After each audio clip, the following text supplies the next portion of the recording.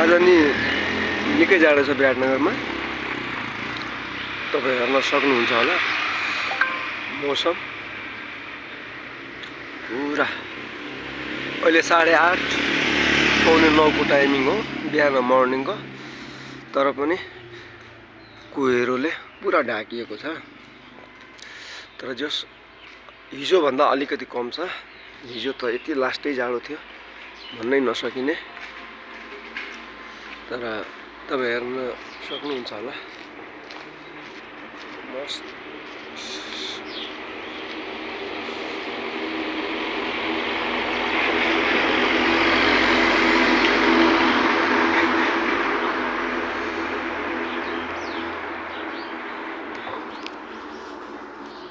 यो वेदर चाहिँ अहिले नि राम्रो क्लियरेन्स भएको छैन।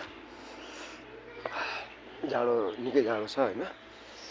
अलि बचेर घरमा बुढाबुढी आमा बुवालाई राम्ररी राख्नु होला। अलि केयरलेस नगर्नु सबैजनालाई मेरो तर्फबाट सुझाव हो। किनभने बुढो हड्डीमा के हुन्छ भने तपाईलाई जाडोले चाँडै असर गर्छ क्या। अनि तिनीहरूलाई लुगा लाउने बेलामा अलिकति धेरै लायो भने कस्तो कस्तो लाग्ने जस्तो हुन्छ, लाउन मान्दैन नानीहरू अनि बुढाबुढीहरू। उनीहरू खास यो प्रब्लम हो। तर सकभर चाहिँ उनीहरूलाई बचाएर राख्नु पर्यो। यो जाडो चाहिँ अहिलेको जाडो चाहिँ पुरा हान्ने क्या, पुरा असरै गर्ने खाले जाडो हो क्या। त्यही भएर बाँच्नु पर्यो अनि राम्ररी बस्नु पर्यो है। सबैजनाले म भन्दैछु याद गर्नु होला। यति भन्दै तपाईँहरू केयरलेस नगर्नु होला है। बुढाबुढी र नानी साना नानीहरूलाई केयरलेस नगर्नु होला है। हस् त।